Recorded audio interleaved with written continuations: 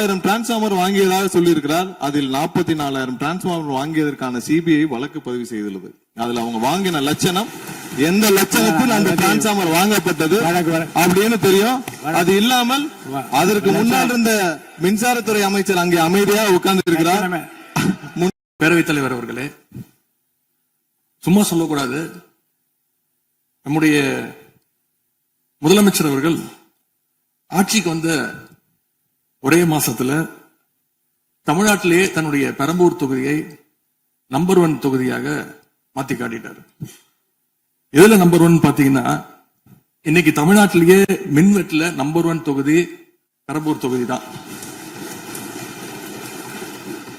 அதுவும் ஆளுங்கட்சிக்காரங்க என்ன தெரியுமா பேசிட்டு இருக்காங்க, அண்ணன் பவருக்கு வந்தா தமிழ்நாடு மாறும்னு பார்த்தோம், ஆனா அண்ணன் கைக்கு பவர் வந்த நாள்ல இருந்து தமிழ்நாட்டுக்கே பவர் போயிடுச்சு அப்படின்னு இன்னைக்கு ஆளுங்கட்சிக்காரர்கள் பேசிட்டு இருக்கிறாங்க. மாண்புமிகு மின்துறை அமைச்சர், மாண்புமிகு பேரவைத் தலைவர் அவர்களே, மாண்புமிகு முதல்வர் அவர்களே, மாண்புமிகு எதிர்கட்சி தலைவர் சொல்றப்ப தமிழ்நாட்டுக்கு ஏதோ மின்வெட்டு இருக்குன்னு சொல்லியிருந்தாரு. நாங்கள் ஒவ்வொரு நாளும் தமிழ்நாட்டில் எங்கெங்க எதனால மின்வெட்டு விழுதுன்னு நம்ம பப்ளிஷ் பண்ணிட்டே வரோம், டேஷ்போர்ட் பப்ளிஷ் பண்ணிட்டே வரோம். அதுல எதனால என்ன காரணம்னு சொல்லிட்டே வரோம். இந்த துறை ஏன் இப்படி இருக்குன்னு நாங்க ஏற்கனவே தெளிவா சொல்லிருக்கோம். இந்த துறையோடைய இன்னைக்கு நிதிநிலை அறிக்கையில இந்த துறையில 2.5 லட்சம் கோடி கடன் இருக்கு. அது இல்லாமல் இந்த துறையில எந்தவித இன்ஃப்ராஸ்ட்ரக்சர் டெவலப்மெண்ட்டும் இவங்க கடந்த 5 ஆண்டுகள் 15 ஆண்டுகள் செய்யப்படவில்லை. இது சம்பந்தமாக விரிவான வெள்ளை அறிக்கை விரைவில் வெளியிடப்படும் நம்ம ஏற்கனவே சொல்லியிருக்கோம். அது இல்லாமல் இந்த துறைக்கு கடந்த 5 ஆண்டுகளாக எவ்வளவு பேர் ஆள் எடுத்தார்கள் என்று, எவ்வளவு பேர் வேலைக்கு ஆள் எடுக்கப்பட்டது என்பதையும் நாங்கள் விளக்க இன்னும் ஒரு சில நாட்கள்ல இதற்கான விளக்கமாக வெள்ளை அறிக்கையை நாங்கள் கண்டிப்பாக வெளியிடுவோம். இந்த துறையில் பாத்தீங்கன்னா இப்ப வேக்கண்ட் மட்டும் 70,000 வேக்கண்ட் இருக்கு. இது எல்லாம் சீரமைத்து இந்த ஒரு வாரமாக 10 நாட்களாக மொத்தம் 125 குழுக்கள் அமைக்கப்பட்டிருக்கு. இந்த துறையில நம்ம எதனால இந்த மின்வெட்டுகளை சரி செய்ய 125 குழுக்கள் அமைக்கப்பட்டு 500 பேர் வெளியிலிருந்து கான்ட்ராக்ட் எல்லாம் எடுக்கப்பட்டு எங்கெங்கெல்லாம் மின்வெட்டுகள் இருக்கோ அது சரி செய்யப்பட்டிருக்கு. கடந்த ஒரு வாரமா நீங்க பாத்திருப்பீங்க, ஒவ்வொரு நாளும் எதனால் மின்சாரம் தட்டுப்படுதுன்னு சொல்லி பப்ளிஷ் பண்ணிட்டே இருக்கோம். பொதுவாக குற்றச்சாட்டுகள் சொல்லுவதை தவிர்த்து விட்டு எங்க ஸ்பெசிபிக்கா எந்த நாள்னு சொல்லிட்டு பெரம்பூர்ல அதான் சொல்றோமே, பெரம்பூர்ல எத்தனை முறை மின்சாரம் தட்டுப்படுச்சு, எதனால தட்டுப்படுச்சு, எவ்வளவு நேரத்தில் அது சீர் செய்யப்பட்டது, சரி செய்யப்பட்டதுன்னு பார்த்திருக்கோம். எங்கெங்கெல்லாம் ஃபியூஸ் திருட்டுகள் நடக்கப்பட்டதோ அவர்களெல்லாம் கைது செய்யப்பட்டிருக்கிறார்கள். அதே மாதிரி வேற எங்கெல்லாம் சிசிடிவி இல்லாத இடத்தில் இருக்குதோ அங்கெல்லாம் ரோந்து பணிகள் அதிகரிக்கப்பட்டிருக்கு. கடந்த 10 நாட்களாக எங்கெங்கெல்லாம் தேவையில்லாமல் மின்வெட்டுகள் ஏற்படுத்தப்பட்டதோ, ஓவர்ஃப்ளோ லோடு அதிகமாக அனுப்பப்பட்டு அதெல்லாம் உடனடியாக சீரமைக்கப்பட்டிருக்கு. ஒவ்வொரு நாளும் குறைஞ்சது 50-55 இடத்துல மின்சாரம் தட்டுப்பாடு அங்கங்க மின்வெட்டு ஏற்படுது. அதுல 35 இடத்துக்கு கீழேயாவது 1 மணி நேரத்துக்குள்ள சரி செய்யப்பட்டு வருகிறது. அதுக்கான டேஷ்போர்டுக்கு தெளிவாக எதிர்கட்சி தலைவர் பார்த்து விட்டு பேசினால் நன்றாக இருக்கும்.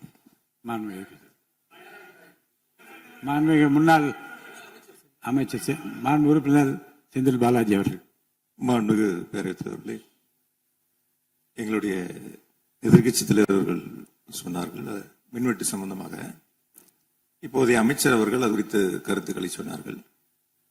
கடந்த 5 ஆண்டுகளில் சீரான மின் விநியோகத்திற்கு 393 துணை மின் நிலையங்கள் அறிவிக்கப்பட்டு அதற்கான பணிகள் பெரும்பான்மையாக முடிக்கப்பட்டு பயன்பாட்டிற்கு கொண்டு வரப்பட்டிருக்கின்றன. ஒவ்வொரு ஆண்டும் தேவைக்கேற்ப கூடுதல் மின் தேவை ஏற்படுகின்ற பொழுது அதற்கான ஏற்பாடுகள் செய்யப்பட்டு புதிய மின் உற்பத்தி திட்டங்கள் வரை அறிவிக்கப்பட்டு அது செயல்பாட்டுக்கு கொண்டு வரப்பட்டிருக்கின்றன. ஏறத்தாழ 90,000 மின்மாற்றிகள் கடந்த 5 ஆண்டுகளில் புதிதாகவும் பழுந்தடைந்ததையும் மாற்றி சீரமைக்கப்பட்டன. ஒரு அமைச்சர்கள் ஒரே நிமிஷம் சொல்லி முடிச்சார். அதாவது ஒவ்வொரு ஆண்டும் கூடுகின்ற பொழுது மின் தேவை கூடுகின்ற பொழுது அதற்கான ஏற்பாடுகளை நிர்வாக ரீதியாக செய்ய வேண்டியது அரசினுடைய கடமை. ஒரு அரசு பொறுப்பேற்ற பிறகு முதல் முறையாக அந்த அரசினுடைய துறையினுடைய உயர் அதிகாரிகளை அழைத்து ஆய்வு கூட்டங்களை நடத்தி என்னென்ன குறைபாடுகள் இருக்கின்றன, அதை எப்படி நிவர்த்தி செய்யலாம் என்பது களையெடுக்க வேண்டியது அரசினுடைய கடமை, துறையினுடைய கடமை. எனக்கு தெரிந்தவரை இதுவரை மின்துறையில் அந்த மின் விநியோகத்தில் இருக்கக்கூடிய துறையினுடைய அதிகாரிகள் ஆய்வு கூட்டங்கள் வரை இதுவரை நடைபெறவில்லை. அதைத்தான் அங்கிருக்கு பணியாற்றக்கூடியவர்கள் சொல்கின்றார்கள். இப்பொழுது இருக்கக்கூடிய பணியாளர்களை வைத்துத்தான் கடந்த 5 ஆண்டுகளும் மிக சிறப்பாக எந்தவித மின்தடையும் இல்லாமல் சீரான மின் விநியோகம் வழங்கப்பட்டன. எனவே கடந்த காலங்களில் இருக்கக்கூடிய குறைகளை தொடர்ச்சியாக ஒரே கருத்துக்களை முன்வைப்பதை விட இந்த அரசு துறையினுடைய அதிகாரிகளை அழைத்து ஆய்வுக் கூட்டங்களை நடத்தி கடைமுறை வரை மின் விநியோகம் சீராக எடுத்து செல்வதற்கான முன்னெடுப்புகளை எடுக்க வேண்டும். எங்களுடைய எதிர்க்கட்சி தலைவர் துணை முதலமைச்சராக இருந்த பொழுது அவருடைய சேப்பாக்கம் திருவல்லிக்கேணியிலேயே பல்வேறு மின் திட்டங்களை தங்களுடைய திருக்கரங்களால் தொடங்கி வைத்திருக்கின்றார்கள். அது அனைத்து தொகுதியிலும் அனைத்து மின் திட்டங்களும் சிறப்பாக கடந்த 5 ஆண்டுகளில் நிறைவேற்றப்பட்டிருக்கின்றன. அதையும் நீங்கள் எடுத்து பார்த்து இனி என்னத்தை நீங்க உங்களுடைய பத்திரிகை செய்தியிலேயே கொடுத்திருக்கிறீங்க. 100க்கும் மேற்பட்ட துணை மின் நிலையங்கள் 10,000 கோடியில் பணிகள் தற்பொழுது நடைபெற்று வருகின்றன என்று உங்களுடைய பத்திரிகை செய்தியில இருக்கு. அப்ப இதெல்லாம் கடந்த காலங்களில் தொடங்கப்பட்ட திட்டங்கள். நீங்க எதையும் தொடங்கலன்னு பொத்தாம் பொதுவா சொல்வதை விட்டுவிட்டு என்னென்ன கூடுதலாக நாம் எடுத்துக்கொள்ள வேண்டும் என்பதை கவனத்திலே இந்த அரசு கொள்ள வேண்டும். மாண்புமிகு பேரவைத் தலைவர் அவர்களே, மாண்புமிகு உறுப்பினர் முடிச்சாரு. மாண்புமிகு உறுப்பினர் சொன்னப்ப சொன்னாரு அறிவிப்புகள் நிறைய செஞ்சிருக்கோம்னு. கடந்த ஆட்சியில் அறிவிப்புகள் மட்டும்தான் செஞ்சிருக்காங்க, எதையும் செயல்படுத்தவில்லை. அது இல்லாமல் அவர் சொல்லியிருக்கிறார், நாங்கள் அது சம்பந்தமாக வெள்ளை அறிக்கை 2 நாள்ல வெளியிடுவோம். நீங்க அமைதியா இருக்கலாம், 2 நாள்ல அது சம்பந்தம் வெளியிடுவோம். அது இல்லாமல் 90,000 டிரான்ஸ்பார்மர் வாங்கியதாக சொல்லியிருக்கிறார். அதில் 44,000 டிரான்ஸ்பார்மர் வாங்கியதற்கான சிபிஐ வழக்கு பதிவு செய்துள்ளது. அதுல அவங்க வாங்கின லட்சணம், எந்த லட்சணத்தில் அந்த டிரான்ஸ்பார்மர் வாங்கப்பட்டது அப்படின்னு தெரியும். அது இல்லாமல் அதற்கு முன்னால் இருந்த மின்சாரத்துறை அமைச்சர் அங்கே அமைதியா உட்கார்ந்து இருக்கிறார். முன்னால் இருந்த மின்சாரத்துறை அமைச்சர் அமைதியா உட்கார்ந்து இருக்கிறார். இது தேவையற்ற விவாதத்தை எழுப்ப வேண்டாம். 2 நாட்கள்ல வெள்ளை அறிக்கை வெளியிடப்படும். அதற்கப்புறம் அதற்கப்புறம் மின்சாரத்துறை மானிய கோரிக்கை சம்பந்தமாக அடுத்து மின்சாரத்துறை மானிய கோரிக்கை வரும்பொழுது தெளிவாக பேசிக் கொள்ளலாம். ஏற்கனவே நீங்கள் செஞ்ச எல்லாமே எவ்வளவு தூரம் டிரான்ஸ்பார்மர் வாங்குனீங்க எல்லாமே சிபிஐல 3 வருடம் கடுமையான போராட்டத்திற்கு அப்புறம் சிபிஐல வழக்கு இருக்கு. எல்லாம் விரிவாக மின்சாரத்துறை மானிய கோரிக்கை எப்ப பேசிக்கலாம். 2-3 நாட்களில் வெள்ளை அறிக்கை வெளியிடப்படும், அப்போ பேசிக் கொள்ளலாம். வழக்கு விசாரணை உள்ளதை பற்றி மாண்பு அமைச்சர் பேசியது நீக்கப்படுகிறது. லட்சணம் என்ற வார்த்தை நீக்கப்படுகிறது. மாண்பு எதிர்க்கட்சி தலைவர் அவர்கள் இனி குறுக்கீடுக்கு அனுமதி இல்லை. மாண்பு எதிர்க்கட்சி தலைவர் இன்னைக்கு அவங்க பேசி முடிக்கணும்.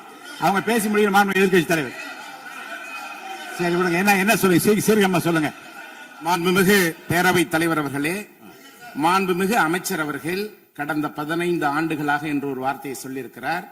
கடந்த 15 ஆண்டுகளுக்கு முன்பாக மாண்புமிகு இதய தெய்வம் புரட்சி தலைவி அம்மா அவர்கள் தமிழகத்துடைய முதலமைச்சராக இருந்த பொழுது தமிழகத்தை மின் மிகை மாநிலமாக மாற்றி தமிழ்நாட்டிற்கு தேவையான மின் உற்பத்தியை விட அதிகமாக உற்பத்தி செய்து அண்டை மாநிலங்களான கேரளா, கர்நாடகா, ஆந்திரா போன்ற மாநிலங்களுக்கு மின்சாரத்தை விற்பனை செய்த மாநிலம் தமிழ்நாடு என்பதை இந்த அவையிலே பதிவு செய்கிறேன். எல்லாம் வெள்ளை அறிக்கை வருகிற போது எல்லாம் வெட்டு வெளிச்சமாகிவிடும். அதுக்கப்புறம் நீங்க பேசுங்க.